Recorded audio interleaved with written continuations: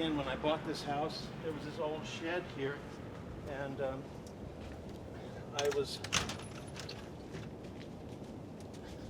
Thank you. I converted it into a greenhouse where I do they're mostly asleep at the moment.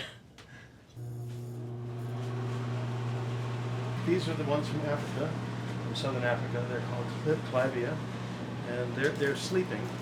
But very soon, I'm starting to see just the first signs of some leaves emerging, and they'll bloom. They have beautiful flowers, and those are some more of the epiphytic cacti from Central America.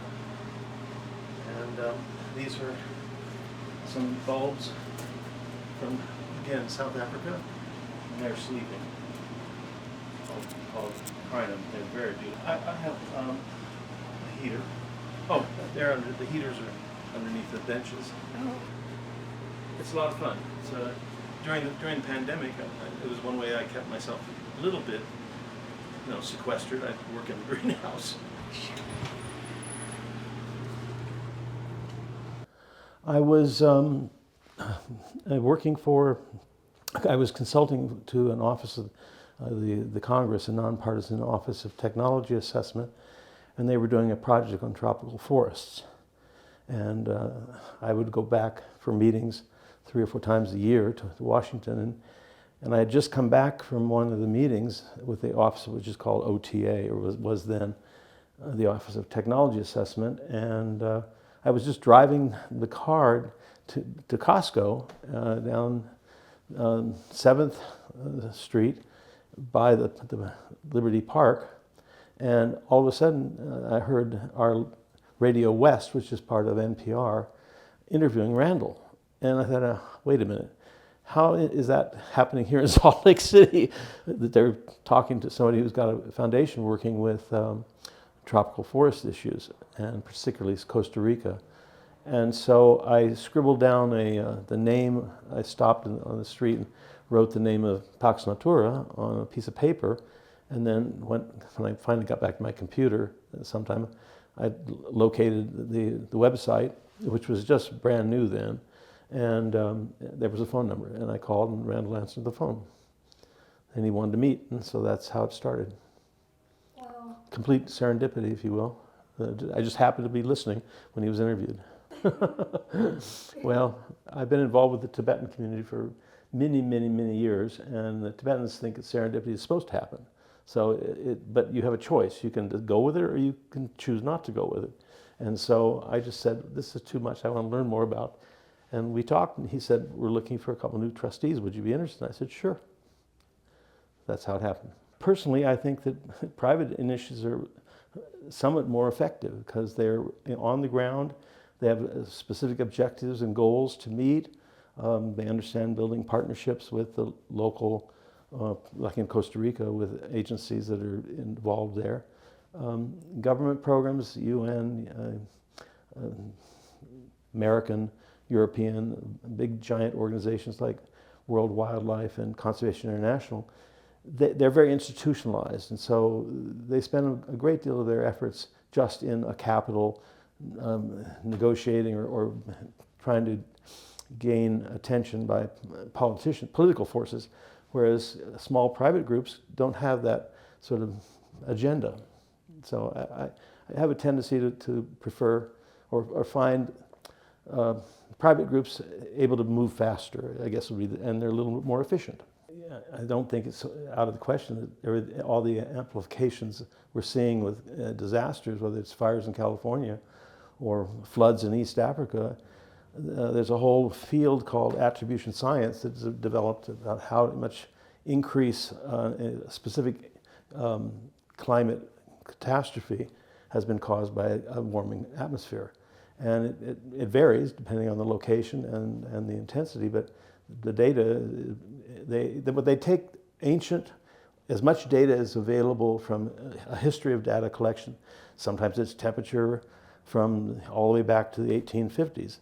Other times it's tree ring analysis that started only recently. But you can compare the data from in the past to the data gathered from an event now and see how much probability is increased by the in the interim. And so it ranges from low at 5 or 10% up to sometimes triple. So attribution science is a very powerful tool to quantify what climate change is doing. And so that affects all biodiversity, it affects soils, it affects drought. There's a checklist of things that different places, different effects, but those would be collectively ones that you could say are a climate event, a flood, a hurricane like hit in North Carolina. Whoever heard of a cyclone reaching the Appalachian Mountains? So attribution science has now said it increased the probability 2x. So, Wow. So the economic costs are enormous, not to mention all the personal losses of people. In my own hometown of Pacific Palisades, the fires destroyed the community. That's when the Santa Ana winds happened, and they're a traditional thing. But they're typically, in the past, they would have been in the 40 to maybe gusts of 60 miles an hour. This past January, they were 80 to 100 mile an hour gusts, which there's no way of controlling. You can't fly with helicopters with those gusts. Sparks are blown all over the place, both in the Palisades area and the Pasadena area where the other one was devastating. Yeah, I mean, right there, you're 40 to 60, has been the traditional, 30 to 50. They are gusts, but they're traditional now that you have it 80 to 100 in this case, this past January. I think you could pinpoint Rachel Carson writing Silent Spring about pesticides, eventually evolving over the years into agencies that the EPA, the Clean Air and Clean Water Acts, eventually the Wilderness Act. So there's been a progression after World War II, even though Teddy Roosevelt, you could claim, started the real concerns back at the turn of the 20th century with the Antiquities Act for wildlife protection and archaeological protection. I think that's how it has brought us to today, and we'll just see where it goes from here. I think one of the big mistakes was trying to frame climate change as just an environmental issue, and it's as much an economic issue and an energy issue. And by putting it into just an environmental framework, it sort of has a tendency, I think, to be elitist, but everybody deals with energy, everybody deals with economics, and if you could start talking about it affecting everyday people in certain ways, I think that would have been a smarter approach. I mean, whether you get electrons from lots of places. It could be oil or gas. It could be a power plant run by natural gas. It could be a wind farm. It could be a solar array. It could be a geothermal. It's just electrons. That's all you're generating, and you can make power with them. But claiming that one type is dirty and one type's clean is wrong. I think that alienates people. If you focus more on the fact you're generating power by traditional or newer sources, that I think would have been a smarter approach. The way the National Academy worked and the way the Office of Technology Assessment worked, they gathered in a diversity of people who had specific insights into whether it was the tropical rainforest in the case of the OTA and biodiversity of the OTA to the National Academy, new crops, plant breeding, and they would have a panel that ranged from, I'd say typically around 25, maybe 30 people who would meet in Washington at the Academy and at the OTA's offices outside Congress for 4 times a year. And the panels would basically establish the issues that the general program was to look at. And then the program managers at the Academy and the OTA would contract out for a person to write a section for the report. And then we would get together and review all those chapters once they were received. And eventually the thing about OTA, which was so clever, it was totally nonpartisan. To get a project through the office, it had to have both Democratic and Republican supporters of the issue. And so it was completely nonpartisan. And then once all the contracted papers, the articles that were going to be blended together into a final report were done, it was issued and it was published. Oh, I think there's so many ways. I mean, there's project for citizen science, whether it's bird counting in the spring or helping a cleanup program on the beach. There are so many getting involved with projects on the ground. That starts getting people involved with an issue, whatever that issue may be. Clean up a river, streams. It doesn't have to be always done in college. You can start in high school. I mean, one of our trustees, as you know, Jane Goodall, started her Roots and Shoots program for kiddos. And, you know, she now started with 12, I think, or 12 or 13 kids in Tanzania, one classroom. And they took an old hillside that had once been forested, now it was weeds, and the kids replanted the forest. It's now back to a forest. And now her program is all over the world. So, you know, that's an example of going at a very young age. Those sorts of hands-on projects or citizen science projects, however you want to define it, are really, I think, very positive.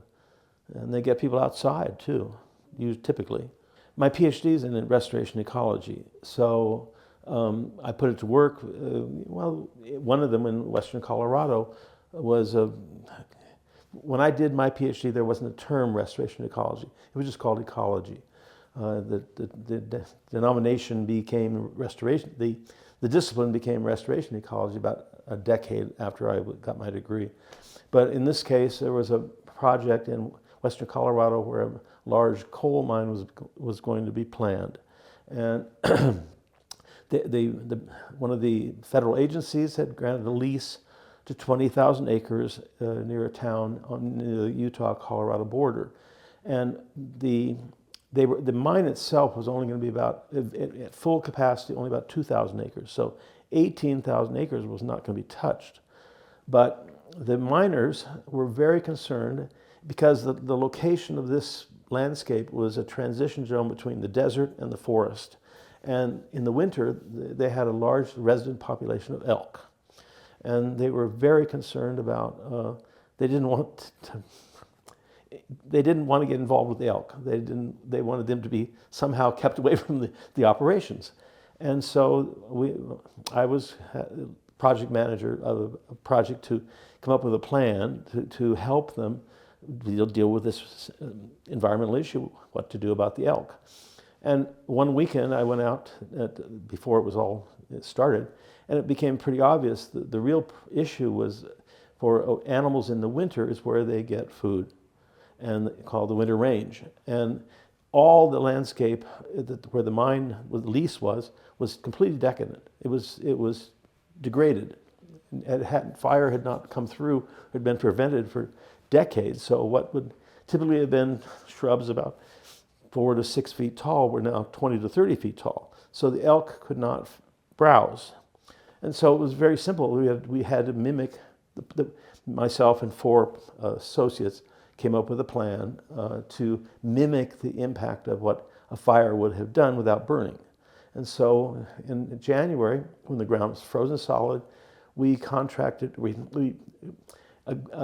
spoke to the miners and said, could one of your engineers bring one of his dozers, his diggers, and we'll make you a map, and we've got a 10-year plan here. We want to show what will happen with one acre patch. So so he came with his big dozer and scraped it down to about, I don't know, a foot and a half stems, and we piled the rest of the brush just off to somewhere else.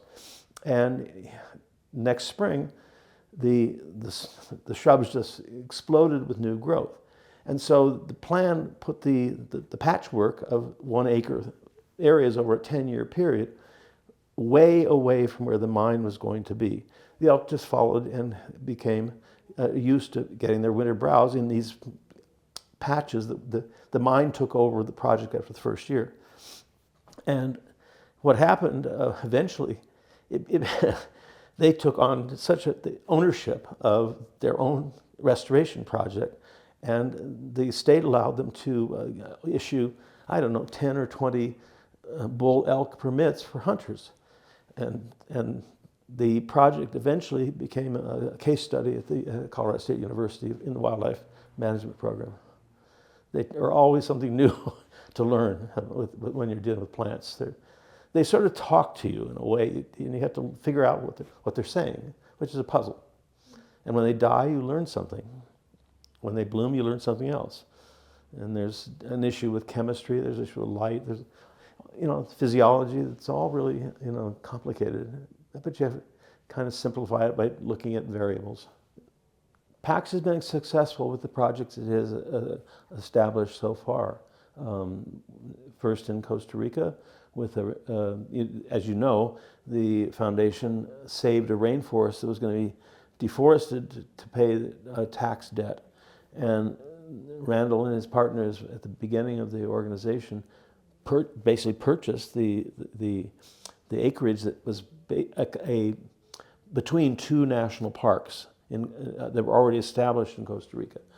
They then deeded the property for 100 years, 99 years, to an agency to manage the land. And in the time that when we were down there, when I was down there the first time, you could already see the regeneration of areas that had already been cut. It was coming back very fast.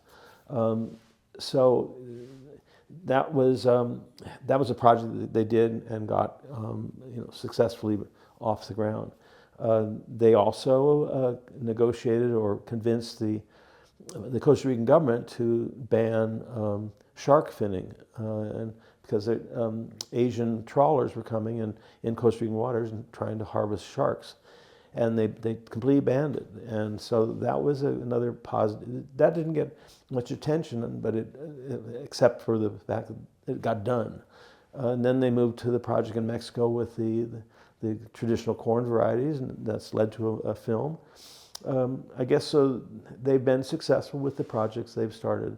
We've got a few new trustees now that are looking to help how to best grow the foundation, and that's going to take some more resources and other people that get involved.